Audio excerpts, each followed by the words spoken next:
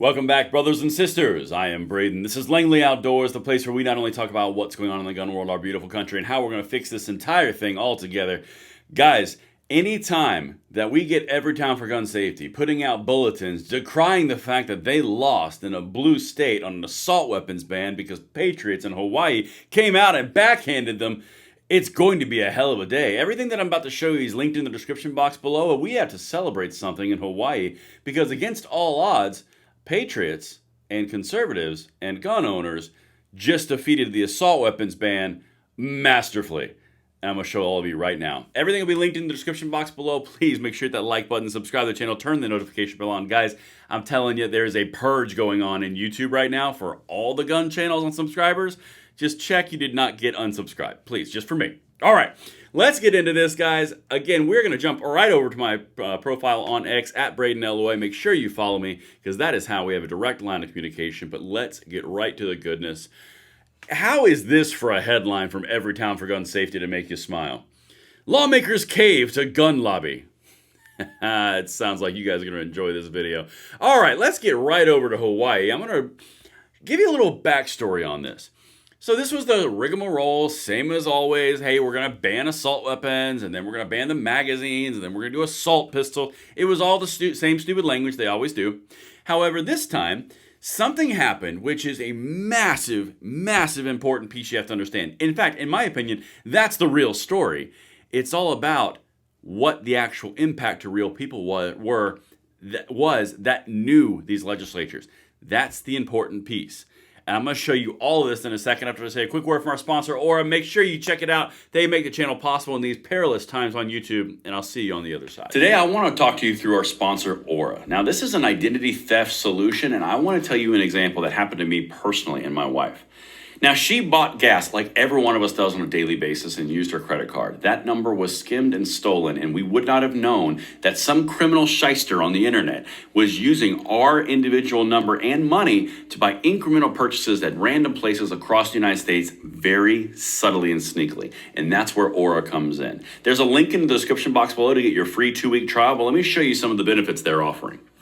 They offer data broker opt-out. It will help remove your personal information from data brokers, and Aura will make sure that they cannot sell your information to identity thieves. It's got identity theft protection and monitors your credit file and your social security number. There's financial fraud protection. You can get alerted in minutes when your credit file has been compromised. I'm not leaving my family and those that I love vulnerable to these types of thieves, so neither do you. Go to aura.com/Langley. There's a link in the description box below and start your free 2-week trial to get in front of these shysters, and that's enough time to figure out if there's something going on with your profile. Link right in the description. All right, let's get right back into this. Hawaii senators narrowly kill a firearms bill. And I am so here for it, narrow or not. Remember, this is a blue state. So it's not like this is in the middle of Indiana where everything is red, or Tennessee where everything is red. This is Hawaii. Okay, it's blue. From Honolulu, state senators from country and neighbor island districts rose up to kill an effort to ban assault rifles Wednesday at the Capitol. This is such a big win for us, guys, and such a kick in the balls to the gun controllers. I'm so here for it. Supporters of what they called an assault weapons ban said the limit of a 10-round capacity for automatic rifles, I think they meant semi-automatic rifles, would reduce the risk of heavily armed mass killers, limiting their bullets so they can be stopped by police, argued Senate Judiciary Chair Carl Rhodes. So as you can see, it's the exact same talking points all over.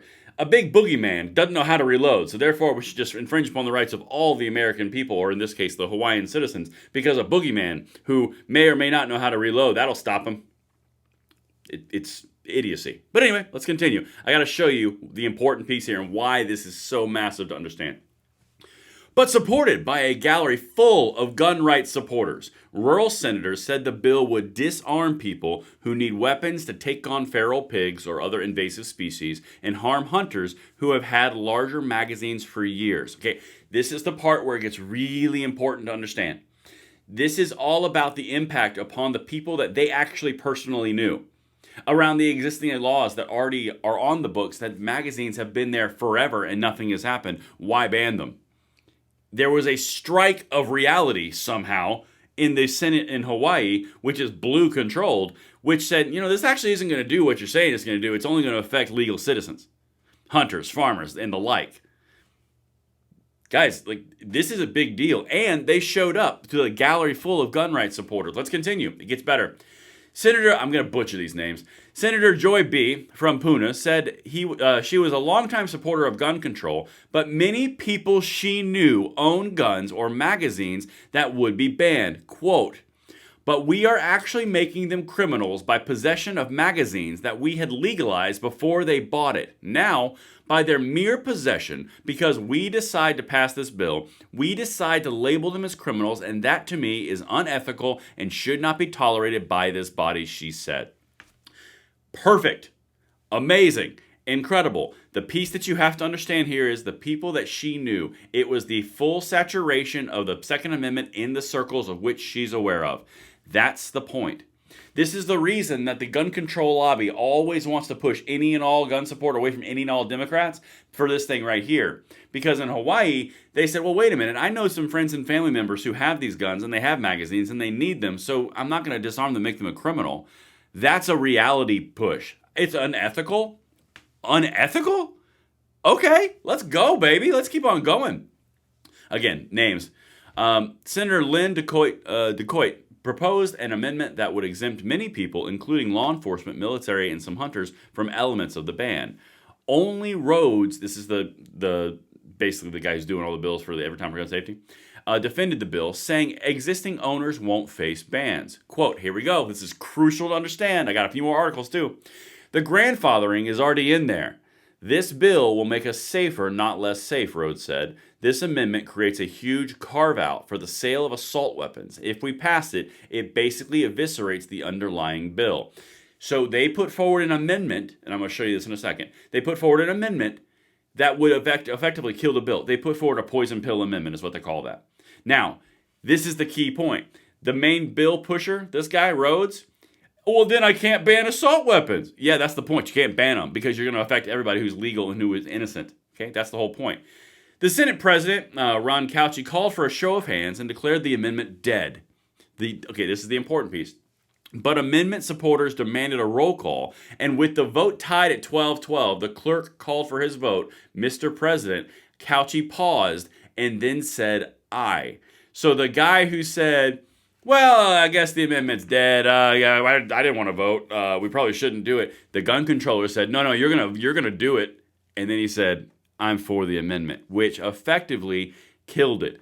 And the clerk announced 13 ayes, 12 noes. Amendment passes. The chamber was filled with loud cheers from the gallery, which is the gun owners and the farmers and the Second Amendment advocates. To avoid unnecessary further drama, the bill was sent back to committee with no time to be revived this year. And now I'm going to go to the next part. And then I'll show you the crying and lamenting. The lamentations, if you will, of the gun controllers. There's a few pieces I want to show you here. Gun control groups praised the initial approval late Friday of Senate Bill 401, which would have closed a loophole in state law that prohibits assault pistols but not assault rifles such as AR-15s. Okay, you can tell me what an assault pistol is, I'll give you a cookie. Because they just constantly just throw these new names in there that make no sense whatsoever. Anyway, not the point. With the 2025 session set to wrap Friday, that means the bill is dead. Guys, this is a big deal. Okay, the opposition to SB 401 came in the form of a floor amendment from Senator Lynn DeCoit. It would have allowed licensed firearm dealers statewide to continue to service, repair, and transfer weapons for lineal descendants, who under the proposed legislation would be able to pass along assault weapons ban before January 1 deadline. So the thing that killed it was putting an amendment in there saying that dealers can actually service the weapons. If that doesn't tell you they want them all gone through attrition, I don't know what does. Because that was the big sticking point. That's why they were pissed, because they wanted to let dealers service existing firearms. You seeing the control and the tyranny yet? Let's keep on going. Again, the lamentations are coming. Yamauchi of Moms Demand Action said the Senate had caved to the gun lobby. Yeah, whenever tragedy strikes next, we'll ask ourselves, what could we have done to prevent it? That moment of reckoning, it was right now. The answer was passing SB 401, she said in a statement issued after the vote. Man, pound sand. All right, now to the lamentations, the real reason that you came, other than my amazing beard and subtle voice. Lawmakers caved to gun lobby. By the way, I'm just joking if anyone takes that seriously. It's just a joke. All right. Despite overwhelming bipartisan support from constituents and gun safety advocates, Hawaii lawmakers failed to pass legislation that would have banned the weapon of choice for mass shooters. Can you reference which mass shooting you're talking about? Because it's not really accurate. In fact, every time there's a incident with a pistol, you guys just kind of like shove that under the rug like it didn't exist. But anyway, let's keep going. This is what they are crowing, and they're not happy about it.